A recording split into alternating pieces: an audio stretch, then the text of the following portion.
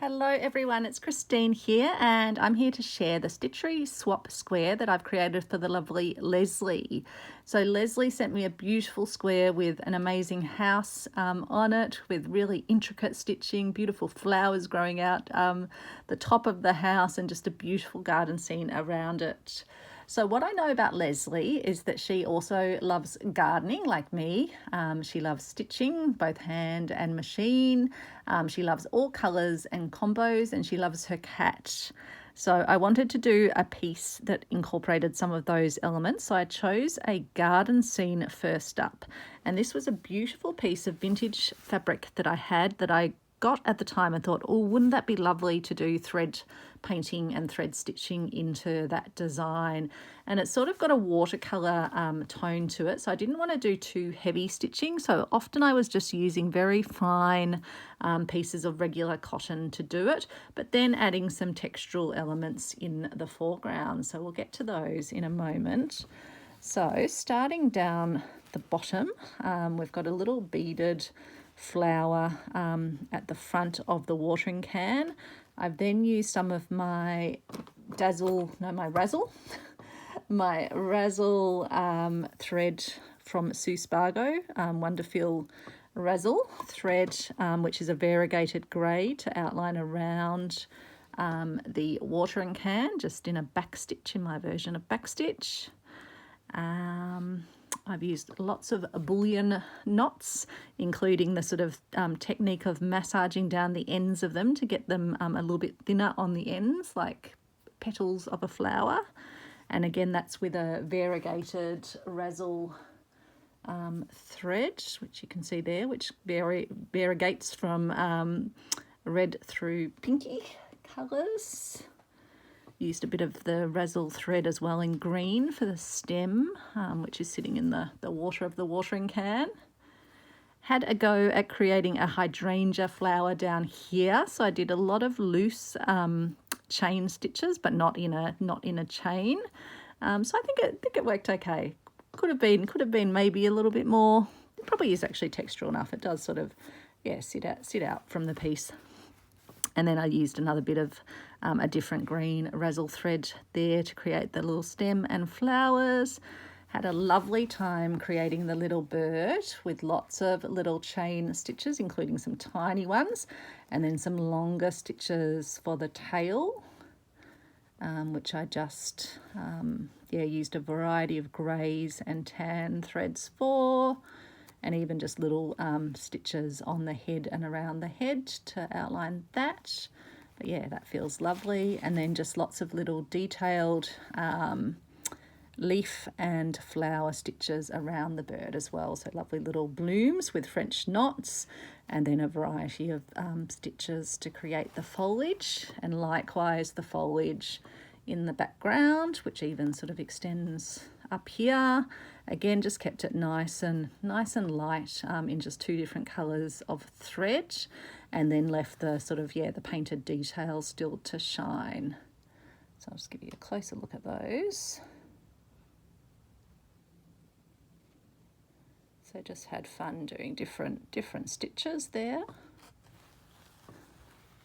And then we come to our butterflies, and again I had a fun time doing detached lazy daisy stitches across the wings to give the sort of the way that butterfly wings are sort of segmented. And then I used some lovely luminous beads to create the body for the butterfly, and then put some French knots in for the little antennas, and then used a similar technique over here for the butterfly here. Not sure if the beads are showing up in the colour. They're more of a sort of a bronzy brown, if you can see that. And just blue and pinks, and then did some little French knots down the sides of the wings. And I was just using a thread from an Aurifil thread, and it's a variegated but a very fine, like a regular sewing cotton, I guess. Does it have its weight on it? It says number 28. But yeah, it's a lovely thread to work with, so that's what I used there. These other threads were just vintage threads from Alex's mum that I have, so they're just incredibly useful.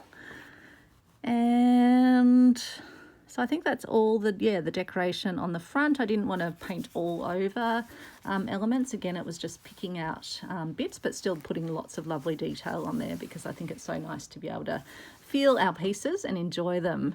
Now, as you know, I like to add little secret spots into my stitchery, and in this case I decided to create a little pocket down the side here.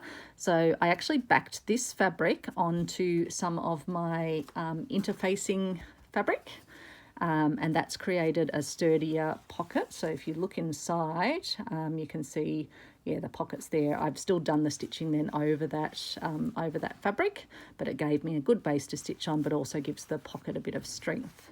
So I've only sewn around the outside to here, and I've left a gap here, which is the pocket dimension, because I thought it'd be quite good if the pocket kind of brought the watering can to the fore.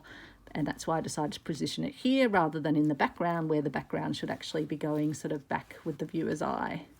So inside our pocket, let's have a look at what we've got. So Lesley had told me that she loves a cat, so I thought, yep, need to have a lady in the garden, but she loves gardening as well. Lady in the garden with a cat, and this was another fun little fabric that I have, a vintage fabric that I haven't yet used. I really like the stylized shapes, a little bunny rabbit up there. So I just left that fabric to sort of, stand alone of itself, but it then provides the backing to this little piece, which has one of my hexie flowers. And you might recognise some of the same little hexagon patterned shapes that I used for Anita's Stitchery swap that I shared recently. I just love these vintage fabrics, and when I made up my little hexagons, I made up quite a few. And then I put my little French laundry labels, the Love and CO.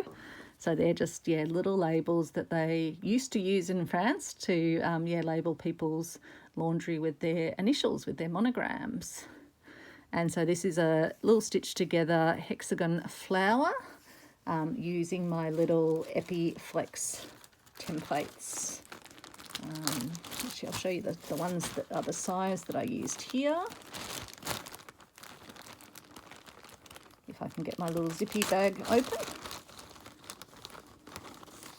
So they're great because they're a reusable product. They're a plastic. These ones have got some glue on them, because I actually base mine just with Yoo-Hoo stick glue. So I just use this variety of Yoo-Hoo glue, and that's what I use to base them. And then when I'm stitching them together, I run a thread around the outer bits before I then just take the center, these reusable centers out of them, click them out, and then just left with the fabric. And you can get a whole lot made, as you can see in this bag. I've got a whole lot of them already made, which have just been done with the glue, and then when I'm ready to use them, I stitch them together and pop the centers out. And it's very easy to just wash the glue off these, although I just reuse them over and over again, even with the glue on them, because it doesn't get in the way. At some point I'll give them all a wash.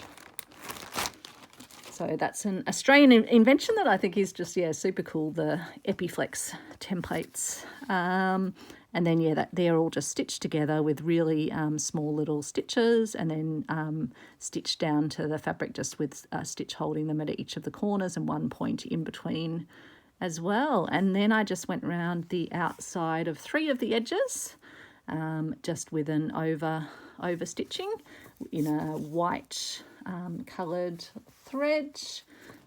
It is another one of the vintage ones that I got from Alex's mum, I think, and it's just a polyester thread, but it's really smooth and strong.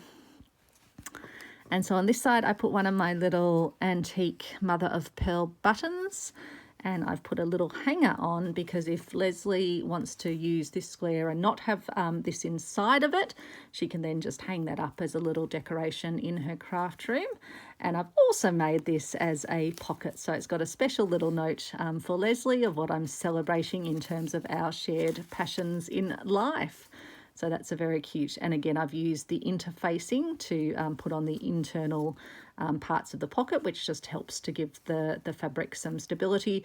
This bit of fabric has been folded in at all corners. This one I've left the lovely frayed edging because I really like that textural element, and I think it goes really beautifully with this particular design here. So yeah, really pleased with how these two have come together. I hope Lesley likes it. I know I was delighted with her square, so I hope she has the same level of delight when she receives this one in the post. So she's in Australia as well, so hopefully this won't take too long to get to her when I pop it in the post box tomorrow. So I'll be showing this video when she's already got it, but hopefully it won't be too long of a wait before you're watching it. Thanks so much for watching, and thanks again to Annie Claxton over at Arty Farty Annie, who was the brainchild, or this was the brainchild of Annie. She is the host of this great big little stitchery swap that is bringing us all so much joy when we're creating and also receiving. So thanks for watching, and I will talk to you soon. Bye everyone.